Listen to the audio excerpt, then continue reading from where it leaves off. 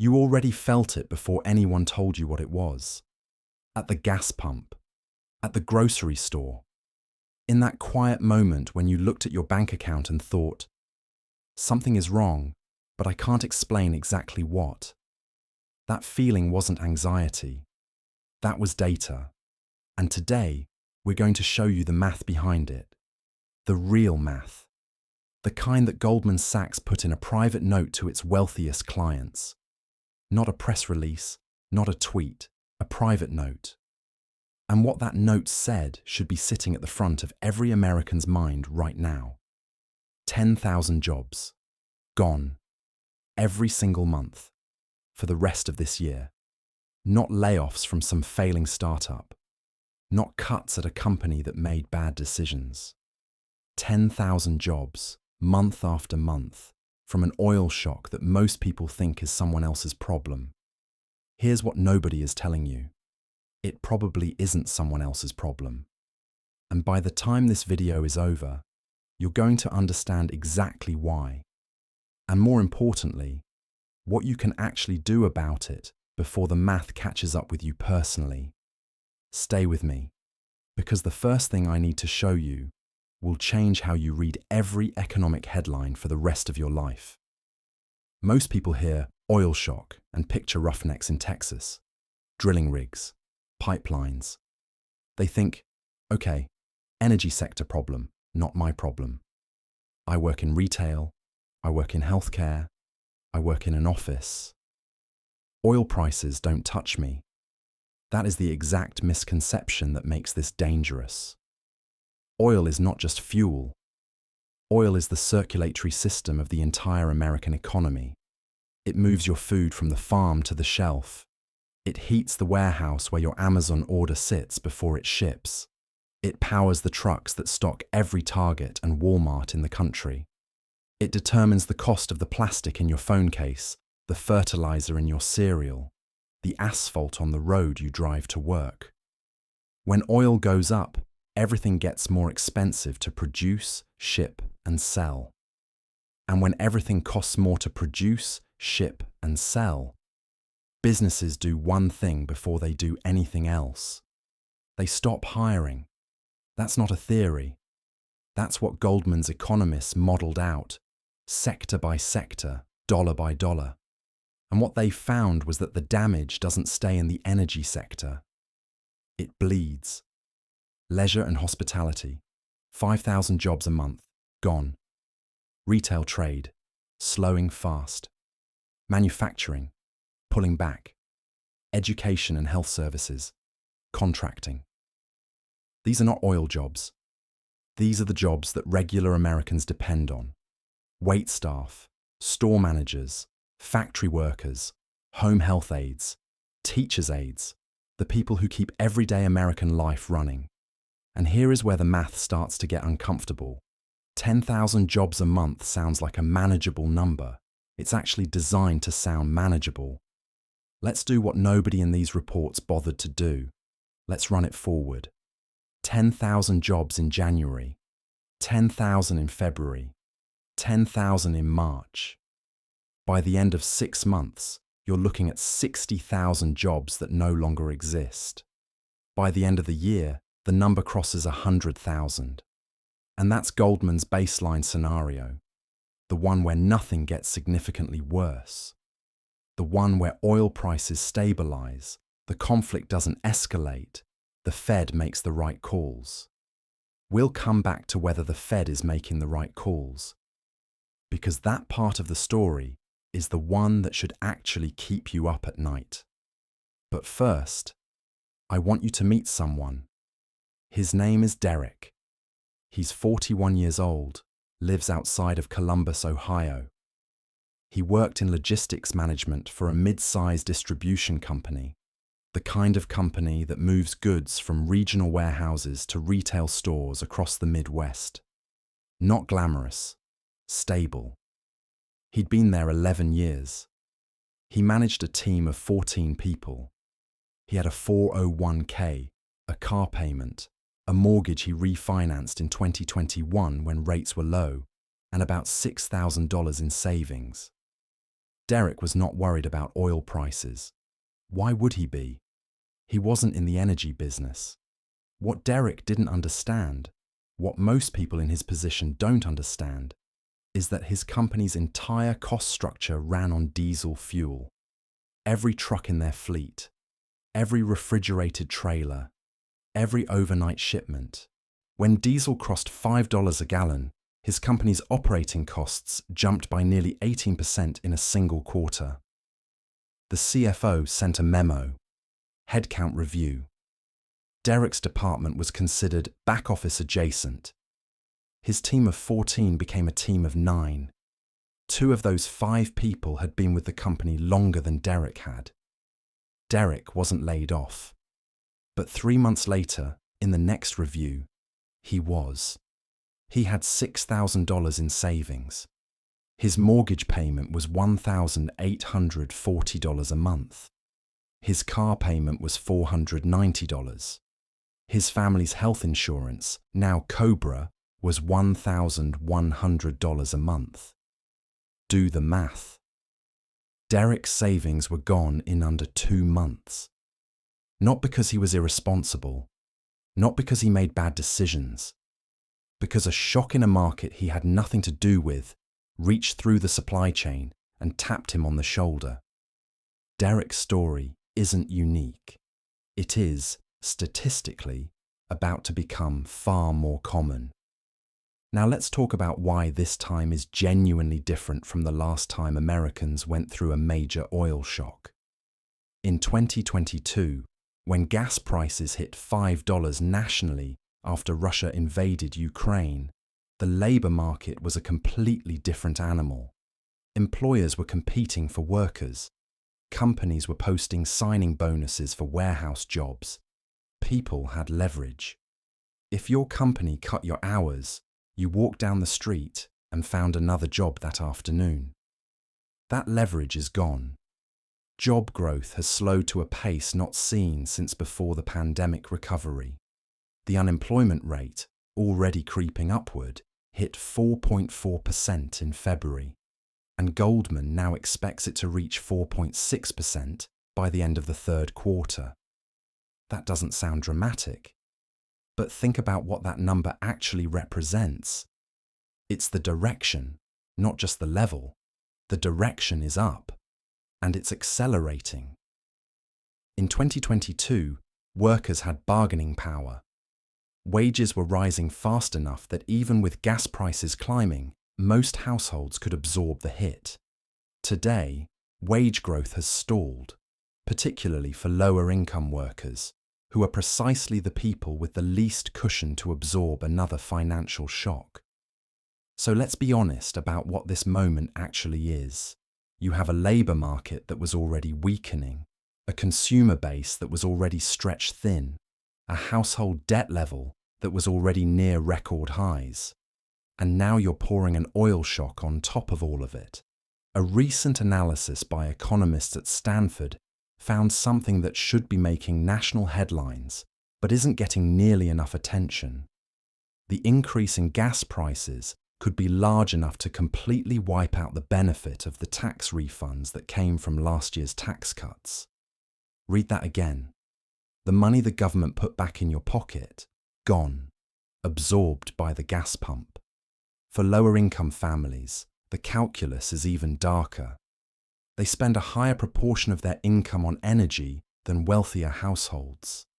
They have less savings to buffer a shock. And they are disproportionately employed in exactly the sectors, retail, hospitality, food service, that Goldman identified as the most vulnerable to hiring slowdowns. This is not abstract economic theory. This is a wealth transfer happening in slow motion, measured at the pump every single time you fill up your tank. Wait, there's a part of this story that almost nobody is covering, and it fundamentally changes how you should think about what's happening. Here's what you'd normally expect when oil prices spike. The energy sector booms. Drilling companies hire. Shale fields in Texas and North Dakota start buzzing. The oil patch becomes an employment safety valve. absorbing some of the economic pain by creating jobs in the energy corridor. That used to be true. It is no longer true in the same way. The American oil industry has spent the last decade getting dramatically leaner, more automated, more technologically efficient. The modern shale operation runs with a fraction of the workforce it required 10 years ago. Sensors, automation, remote monitoring, precision drilling. These technologies have allowed oil companies to produce more with significantly fewer people. What this means is quietly devastating. The traditional economic buffer that used to soften oil shocks has been automated away. The jobs that were supposed to absorb the blow, they no longer exist at scale. The industry doesn't need them. It figured out how to operate without them. So when Goldman says, even after accounting for job gains in the energy sector, that phrase is doing a lot of work. It's acknowledging that the safety valve is broken, that the economic mechanism that used to partially offset the pain of high oil prices is no longer functional. This is not just an oil story. This is an automation story wearing an oil story's clothes. And if you've been following the conversation about artificial intelligence and job displacement over the last few years, if that fear has ever sat in the back of your mind when you thought about your own career, understand that what is happening in the oil fields right now is a preview. A smaller scale, less covered version of a dynamic that is coming for more industries, more job categories, more of the people who were told their skills were safe. The system didn't break, it evolved. And it evolved in a direction that no longer requires as many of us. And this is where I need to introduce a word that the Federal Reserve would very much prefer you not think about: stagflation. The last time the United States experienced stagflation was the 1970s. And if you weren't alive then, let me tell you what it felt like economically. Imagine inflation running hot, prices climbing every month, while the job market simultaneously deteriorated. Normally, those two things don't happen at the same time. Normally, a weakening economy brings prices down. Stagflation is the nightmare scenario where both happen together, and the tools that fix one problem make the other worse. The Fed's primary weapon against inflation is raising interest rates. But raising interest rates also slows economic growth and increases unemployment. In a stagflationary environment, the Fed is essentially trying to put out two fires with the same bucket of water. And every time they pour on one fire, the other gets bigger. Jerome Powell stood in front of cameras recently and said about the American economy, "It's just been amazing to see." That statement is true for a specific slice of America, for the people whose net worth is tied to financial markets, to real estate portfolios, to equity compensation. Yes, it has been amazing. For the family that just watched their tax refund get consumed by the gas pump. For Derek in Columbus, calculating how long his savings last, while Cobra charges him $1,100 a month for health insurance. For the 41-year-old in retail, who's quietly terrified that the next headcount review has her name on it. It has been a different experience entirely. The Fed's economists are currently operating on the assumption that the inflationary impact of the oil shock will be temporary. They may be right. But energy-driven inflation has a documented history of persisting longer than official forecasts predict, especially when the supply disruption is physical, rooted in geopolitical conflict rather than speculation. If they're wrong, and there is serious, credible economic opinion suggesting they could be, the Fed will face a choice: keep rates high and watch unemployment climb, or cut rates and watch inflation re-accelerate. Neither option is clean. Neither option ends well for the average American household. This is not doomsaying. This is reading the instruments. And right now, the instruments are telling a story that the official narrative is not. So what do you actually do with this information? Because the worst outcome of a video like this is that you understand the problem clearly and walk away feeling helpless. That is not the point. The point is to hand you a framework, a set of decisions and behaviors that put you in a position of relative strength, while everyone around you is operating on the assumption that things will go back to normal on their own. They probably won't. Not quickly. Plan accordingly. First, stress test your income source right now, not in 6 months. Right now. Ask yourself honestly, is my employer's cost structure exposed to energy prices? Do they rely heavily on transportation, manufacturing, or physical supply chains? If the answer is yes, your job security is less stable than your title and tenure suggest. That doesn't mean you're about to be laid off. It means you should be building optionality. Update your resume. Strengthen your network. Know what your skills are worth in today's market before you need to find out under pressure. Second, rethink your fixed cost exposure. Derek's problem wasn't his income, it was his fixed costs. Mortgage, car payment, insurance. His monthly obligations didn't flex when his income disappeared. Look at your own monthly fixed costs right now and ask, if my income stopped for 60 days, what would the timeline look like? If the answer is, I'd be in serious trouble within 30 days, that's the number you need to work on. Not your investment portfolio, not your 401k contributions. Your runway. 3 to 6 months of liquid reserves isn't a luxury right now. It's an infrastructure requirement. Third, understand where your consumer spending is going. The Stanford analysis showed that gas price increases can fully erase tax benefits that families were counting on. That's a real dollar amount. And it's already being absorbed by your budget whether you've noticed it or not. Map your actual spending for the last 90 days. The gap between what you think you're spending and what you're actually spending is almost always larger than people expect. And in an environment of persistent price pressure, that gap is where financial stability quietly disappears. Fourth, stop waiting for the economy to calm down. Every economic cycle produces a version of the same cognitive trap. The belief that if you just wait long enough, conditions will normalize and you can go back to the financial habits and assumptions that felt safe before. Sometimes that's true, but the convergence of factors present right now, elevated oil prices, a weakening labor market, stalled wage growth, record household debt, and an automation trend that is structurally reducing employment buffers, is not a standard cyclical dip. It is a structural shift. The baseline is moving. Your financial planning needs to move with it. Fifth, build knowledge as a hedge. This sounds abstract. It isn't. The people who navigated 2008 best were not the people with the most money. They were the people who understood what was happening early enough to make different decisions than the people around them. The same dynamic applies now.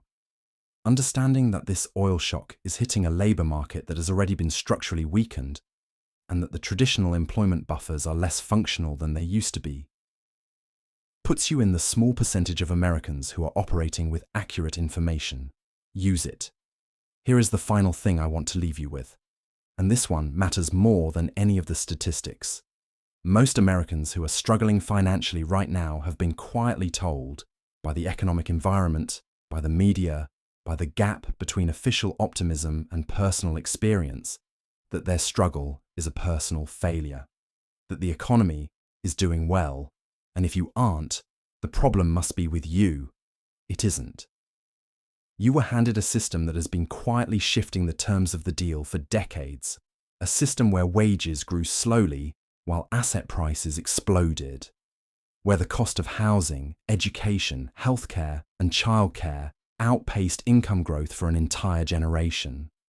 where the financial buffer that used to exist in the form of union protections, pension stability, and predictable employment has been systematically removed. And then people were told to build it back themselves, individually, with whatever was left after paying rent. And now, on top of all of that, an oil shock that the analysts told their richest clients about in a private note, while the official message to everyone else was, "Don't worry, the economy is resilient." Resilient for whom? The math nobody showed you is not complicated, it's just inconvenient. 10,000 jobs a month, 60,000 by summer, 100,000 by fall, in the exact sectors that employ the most ordinary Americans, in the exact economic moment when those Americans have the least buffer to absorb the blow. You are not bad with money. You were never given a fair set of instruments to measure what was actually happening. Now you have them. What you do next is the only variable that's actually in your control. And if you want to understand the next piece of this story, because this oil shock doesn't exist in isolation, and the ripple effects reach further than most people realize, that's exactly what we're going to cover next.